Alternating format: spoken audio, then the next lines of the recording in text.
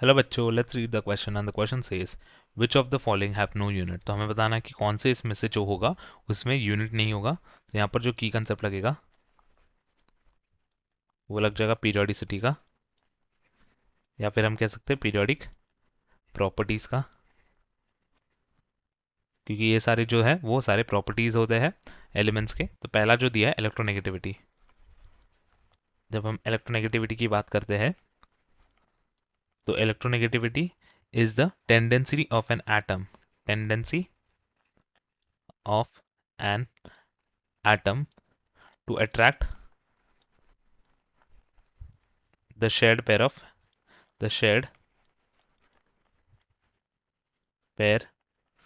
of electron towards itself.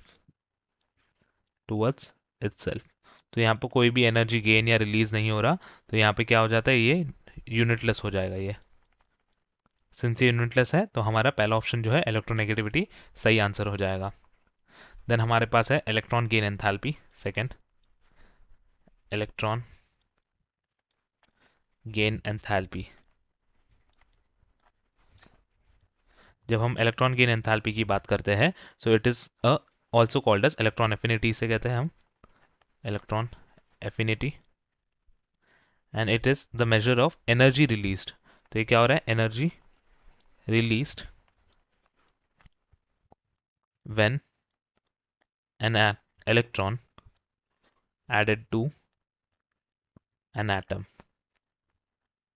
or you can say neutral gas species, neutral gas atom। और since यहाँ पे energy है तो energy का यूनिट होता है, वो होता है किलो जूल पर मोल के बराबर। तो ये तो यूनिट वाला है, इसीलिए हमें इसको कैंसिल करना होगा। थर्ड हमारे पास दिया है आयनाइजेशन एंथैल्पी। तो आयनाइजेशन एंथैल्पी भी क्या है, एक टाइप का एनर्जी रिलेटेड टर्म ही है, क्योंकि आयनाइजेशन एंथैल्पी में क्या होता है, अगर हम इसका केस कंसिडर करेंगे तो आयनाइजेशन एंथैल्पी इसको हम रिप्रेजेंट करते हैं I. It is the amount of energy required, energy required, या फिर हम कह सकते हैं supplied to remove an electron, to remove an electron from the valence shell of an atom. तो ये भी क्या हो जाएगा, इसका यूनिट किलो जूल पर मोल के बराबर। जिनसे इसका यूनिट है ये भी इनकरेक्ट हो जाएगा। और लास्ट जो दिया है वो है मेटालिक कैरेक्टर। तो metallic character of an element ये यूनिटलेस होता है, क्योंकि ये एक प्रॉपर्टी होता है इसका, सारे एलिमेंट का प्रॉपर्टी होता है मेटालिक कैरेक्टर। नॉन मेटल्स का मेटालिक कैरेक्टर लीस्ट होता है और मेटल्स का मेटालिक कैरेक्टर मोस्ट होता है। तो metallic character for an element is a property and it has higher electropositivity value, that means it has more metallic nature, so it is going to be no unit, यानी unitless हो जाएगा।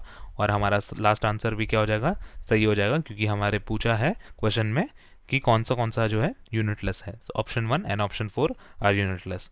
Hope you understood it well. Best of luck.